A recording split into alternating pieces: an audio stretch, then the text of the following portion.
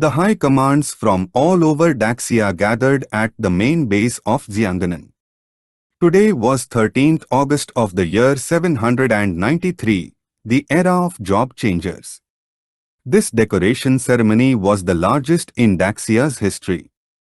For the people, it was incredible that Jiang Chen, being an awakened with 3 transformations, had fought against an 8th transformation monster and a 9th transformation opponent. They were happy because another talent had emerged in the war zone of Xianganan. Hong Yao turned to Xiagang, and her eyes filled with curiosity.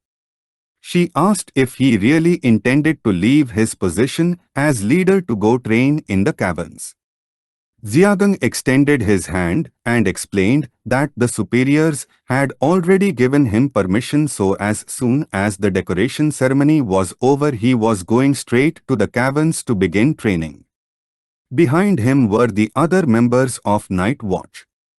Chubuling began pointing at himself with his thumb, and with a determined expression revealed that not only would Xiagang go but they would too. Duan Feng placed his hand on Chubuling's shoulder and began observing Hong Yao in silence, while on the other side, Aunt Tang and Zai Oki began showing a smile. Xiagang's eyes widened in confusion, explaining that at first he had planned to go alone and did not expect them to also want to go with him. Realizing that Jiang had motivated everyone, he could feel that energy from the old days. Upon hearing this, Hong Yao extended her hand and couldn't help but smile. She admitted that the caverns were a place where all races converge, full of strange and powerful creatures. According to her, going there would surely transform them completely. Not far away sat Jiang Wuxian and Ying Zhan. Ying Zhan's attention was fixed on him, and his eyes began to shine with seriousness. He was aware that training in Daxia would not allow him to surpass Jiang. He too was preparing to go into the caverns, so he asked what Jiang Wuxian had planned to become stronger. He suggested they go together since in the caverns killing foreign races granted rewards from heaven, being a perfect place for them. Jiang Wuxian crossed his arms, closed his eyes and nodded with a smile. Ying Zhan felt happy seeing that finally Jiang Wuxian was showing the spirit of his grandfather, reminding him not to forget they still had an unfinished fight pending. Duan Feng got on stage and with a serious gaze introduced himself as commander and chief of the Xianganan war zone. He decided to first give half an hour of empty speech in the style of a leader. The people asked him to stop talking nonsense and start with the speech. Some began to complain since they had calluses on their buttocks from sitting. Some masters could not wait any longer. Duan Feng started observing them and extended his hand to one side. At that moment a rift appeared on stage. A moment ago everyone was so serious that Duan Feng wanted to joke a little with them. He decided to skip the talk and go straight to the moment everyone had been waiting for, the decoration ceremony.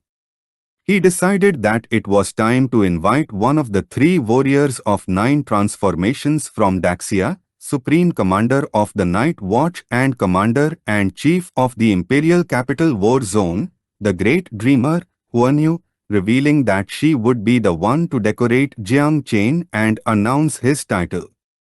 The rift activated. Huanyu grabbed another person's hand, and while her eyes were shining with excitement, began to emerge from it. With a smile she asked Jiang Chen not to be shy since there was no sister going around defaming her own brother like that. Huanyu and Jiang emerged from the rift and arrived on stage. She placed her hand on our boy's shoulder and with a cheerful smile asked if he was nervous. Jiang Chen, who wore the same outfit as the commanders of the war zones, began adjusting his wrist and with a confident smile said that he was not nervous. Jiang now wore a golden badge. Peng Yao's attention was fixed on our boy and her jaw dropped. She put her hand over her mouth and couldn't help blushing since despite being Jiang's older sister, she was in shock at how handsome he was. Jai Gan crossed his arms and began to observe our boy with a serious gaze. Aunt Tan put her hand on her chin and couldn't help blushing as she had never seen someone as handsome as Jiang in her life. Duan Feng's jaw dropped in surprise, realizing that Jiang was dazzling this time. Mu Henkyu stood up from her seat and her eyes widened with love. Liu Sandao, who was behind her, couldn't help but smile. While on the other side Jai and Exuenu put both hands over her mouth and started blushing upon seeing how handsome Jiang was. Exuenu began to touch her cheek and with a curious gaze mentioned that those clothes looked very good on him. Our boy began to sweat and thought that she was teasing him again. Duan Feng thought it was time to begin and gave the order for everyone to shout Jiang Chen's title. Everyone put their hands near their mouths and started shouting demonic insect. Upon hearing this, Jiang's eyes widened in confusion. He couldn't believe that demonic insect was his title according to him. They could have given him another slightly more decent title. He thought that dressing so well for the ceremony had been useless. Our boy and Exuenu went up on stage. Jiang put his hands behind his back and remained silent. She reached her hand toward the sky and following the will of the people. In the name of the Night Watch of Daxia and the armed forces of Daxia, she granted Jiang Chen from the Xianganan war zone the title of Lord of Heavenly Disasters. Jiang turned to her and with a cheerful expression said that he liked the title Lord of Heavenly Disasters more than demonic insect. In response, she stuck out her tongue and began to show a mocking smile. Jiang finally realized that she had gone through a lot just to play a prank on him. The screen began to show information about Jiang. Exuenu turned to Xiagang and the others and her eyes began to shine with seriousness, revealing that Jiang Chen was going to be specially granted the title of Guardian King of the Seas, and now the 4 maritime regions were going to be his fiefdom. He was also going to be granted the power to protect the country.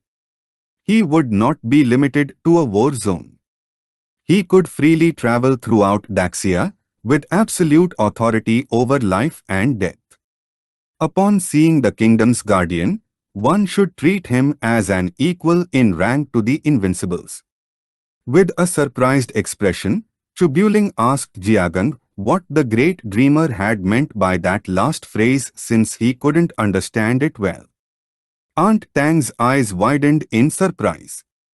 With a serious gaze, Jiagang said it was just as they had heard, Jiang was the kingdom's guardian.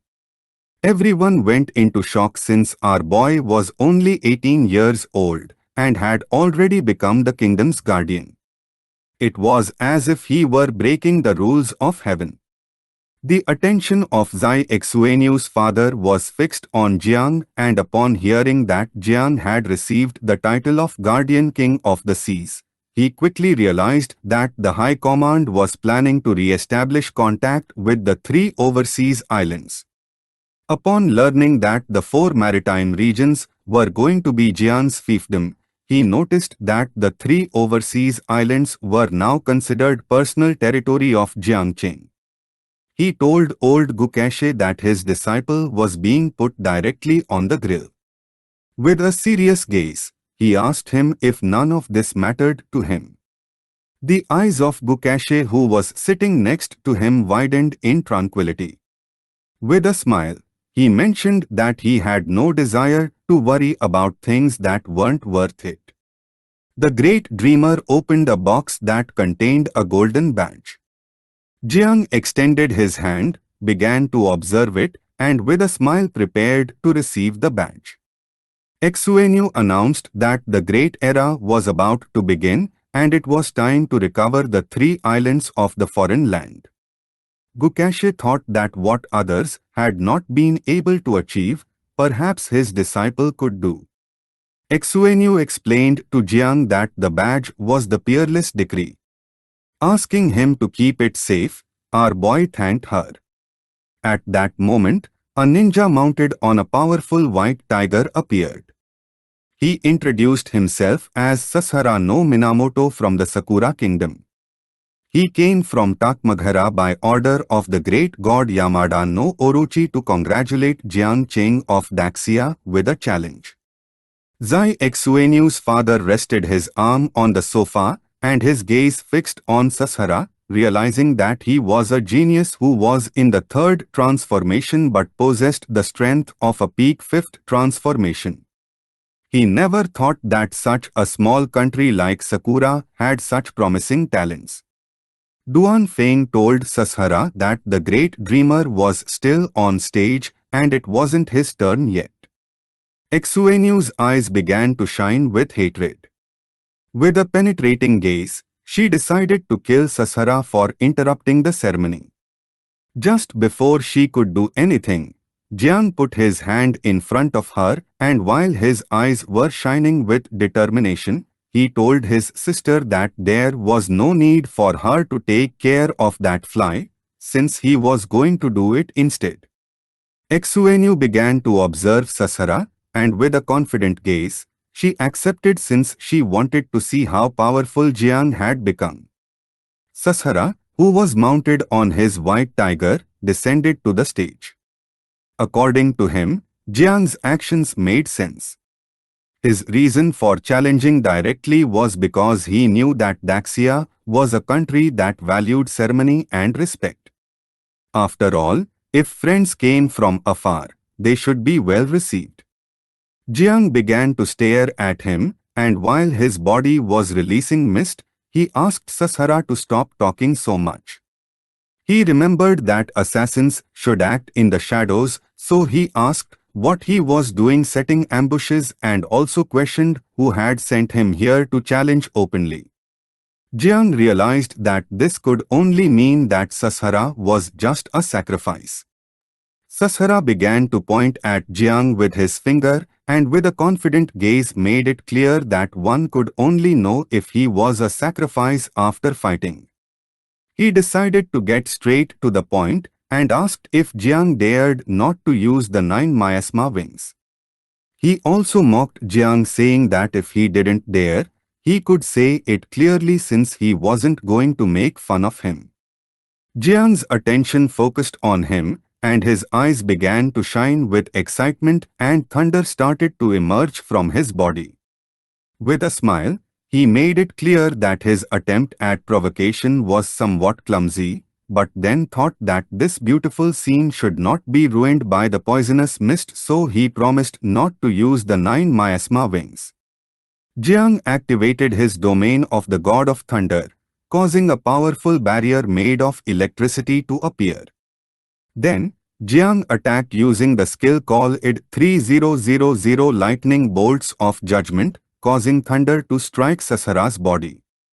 His white tiger opened its mouth and began to roar in agony. Our boy mocked him by asking how he had dared to come here. A white tiger leapt and began to roar, and just then, Sasahara's body turned into shadow and disappeared. Jiang began to observe the shadow and realized that this was an illusion. With a killer gaze, Jiang activated the body of the divine elephant and delivered a powerful punch to the white tiger's jaw, breaking its teeth. The creature's body was sent flying to one side, and just then, the shadow began to gather in one place, and Jiang realized that this was also an illusion. At that moment, Sasahara appeared above Jiang and made it clear that he had lost. While his eyes were glowing, he revealed that what Jiang had hit before had only been an illusion created by his skill. He decided to warn our boy that his power was completely immune to electricity. It was specialized in destroying everything related to thunder. Upon hearing this, Jian's attention focused on him, and he couldn't help but go on alert. Sashara attacked using the skill called Killer Thunder, but Jian's body transformed into electricity, and he moved away from the area, dodging the attack and causing Sashara's fist to strike the ground. Just then, Sashara threw several daggers, which made small cuts on Jian's body. Our boy's eyes widened in surprise, leaving him in shock. Sashara revealed that Jian's thunder was not the fastest, since compared to an elite assassin like him, his speed was nothing. He thought that Jian's previous victories had only been luck, and now that he had been poisoned, if he didn't have an antidote he was going to die. The eyes of Gukashe and Huanyu began to shine with hatred. They began to release their power. The great dreamer made it clear that Sashara was looking for death, just before they could interfere in the fight. Jiang asked them not to move because if it wasn't him who resolved this battle, all decorations would be annulled. Sashara extended his hand and couldn't help but laugh, explaining that using the 9 miasma wings now was going to be a tremendous blow to Jiang's image. He asked if Jiang had planned to consume the blood of the ancient god and faint for a week or summon his demonic dragon and let the heaven destroy it. Jiang's body began to release red energy. He started observing Sashara and with a smile thought this was the perfect opportunity to test a new technique against him. Sashara drew his sword and went into shock upon seeing that the poison still hadn't affected Jiang. Our boy concentrated the energy in his hand and couldn't help but laugh, revealing that he was called the poison demon and there was no way such a weak poison could do anything to his body. Jiang's eyes began to shine with hatred. He used the technique called Spear of the God of Hell and his hand transformed into a spear. He attacked, but Sashara blocked the attack and realized that this was a dark type ability. He didn't know if Jiang also possessed dark power. Little by little Jiang's spear began to break Sashara's sword blade, his eyes filled with fear, and he thought it would be better to retreat. At that moment, energy began to envelop his body, and he said goodbye to Jiang. Upon hearing this, the eyes of our boy began to shine with excitement. With a smile he asked if he really believed he could escape. A rift appeared behind Sashara, and from it emerged Jiang's spear. Sashara's attention was fixed on it, and his eyes widened in confusion, and a question came to his mind. He did not know if that spear had a life of its own. Jumping, he began to flee, but in an instant, the spear began to stretch until it pierced through his chest, causing him terrible pain. Jiang pulled the spear out of Sashara's chest, making his body fall to the ground. Jiang began walking back toward Huanyuan, with a confident gaze said that the fly had been eliminated and the ceremony could continue. This is the end of the video. If you guys want to see the next part,